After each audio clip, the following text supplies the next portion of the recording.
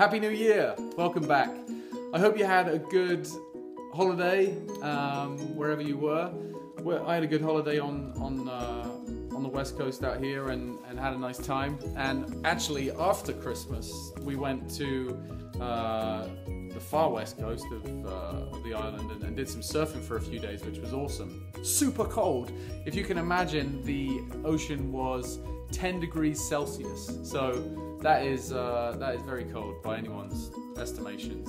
And we went surfing and we had the neoprene hood and gloves and boots and all that kind of stuff. At some point I decided I would tough it out and pull the hood off and then proceeded to fall in and get the worst brain freeze ever. But it was fun, a lot of fun. It's a great place to be. So I kind of got refreshed from that extreme temperature and I'm back at it now. But one of the things that got me thinking about was the fact that even at times when you may be on vacation or you're on holiday, people will still respond to you. It made me laugh on Christmas Eve. I was sat putting out cookies and milk on the table, helping Santa nibble a couple of cookies and drink a bit of the milk. He's only one guy, he can't eat and drink all of it.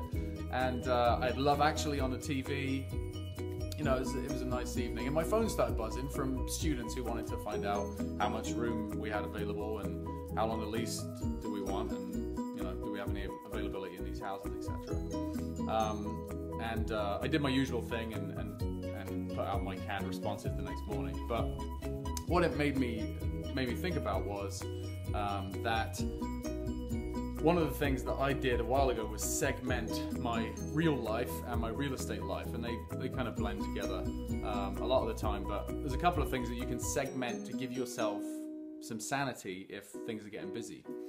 And nobody means for this to happen. You start out casually buying a house, and then all of a sudden you've got a couple of houses, and next thing you know, 25 people have got your phone number and they phone you all hours of the day and night. It's nice to be popular, right? Everybody likes it when your phone rings to start with, and then it gets old, frustrating. So you've got to separate things. A couple of things that you can do to get a good head start on that, a couple of tips for you. The first one is to get a different email address. Don't use your personal one or your business one, get a different email address. Create one on Gmail, it's free, obviously. You can create, luxury student homes or great student homes or student houses, Toronto, wherever you are, at gmail.com. And then any messages that come in from any of your online ads, whether it be Kijiji, Craigslist, or an off-campus housing website, will all funnel into the same email account. Nice and simple, work through them when you feel like it, but when you don't feel like it, they're not interrupting your life all the time, okay? So that one's pretty easy. The second part is the text message side. I use something called textnow.com, which is a free service. You can get apps for iPhone, Android. It also is really cool. It lets you use it in a web browser. So if you're sat at your desk and you need to respond to some text, you can do that. People think you're working, but secretly you're building a real estate empire. It's brilliant. And a couple of other kind of tips to take that out a bit further is that you can, in Gmail, you can create canned responses. If you can't figure out how to do it, let me know and I'll show you. But you create canned responses. So when somebody emails you back from Kijiji or Craigslist or wherever, you can automatically, when you go in and check it, you just click reply, canned response, drop in student questions, and it will populate your email with a bunch of questions. And your email will say, thanks very much for your inquiry. We've got a couple of questions to get things started if you'd be kind enough to answer them for me. The questions are, which college or university are you going to? How long of a lease are you looking for? When are you looking to move in?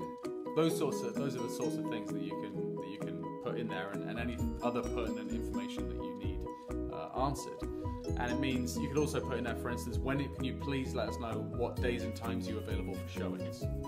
So when you get that email back, also attach on there, for instance, your application form. Please fill out the application form to expedite the process. So when they respond back, you've got all this information. They know that you're serious, that you're asking these types of questions. So they might eliminate themselves, or they might, identify themselves as being not desirable just by the nature of that response. So you're going to get loads of information. And the point of doing this is that, first of all, you've segmented it away from your typical business or life stuff.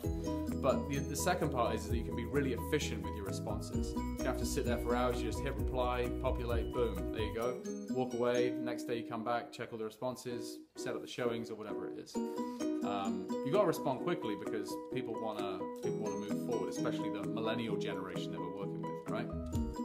The other thing is with text messages, I also have on a notepad the same types of questions. So when somebody texts me and says, have you got any rooms available as per the ad, I can just go ahead and ask them all the questions. Which university are you going to? How long do you want to lease for? All those sorts of things. So I'm qualifying them and trying to find out all the information I need. So there's a couple of things that you can use to get you started in terms of making things a bit easier for you. And I will probably go into more detail in future videos. Thanks very much for your time and Happy New Year again.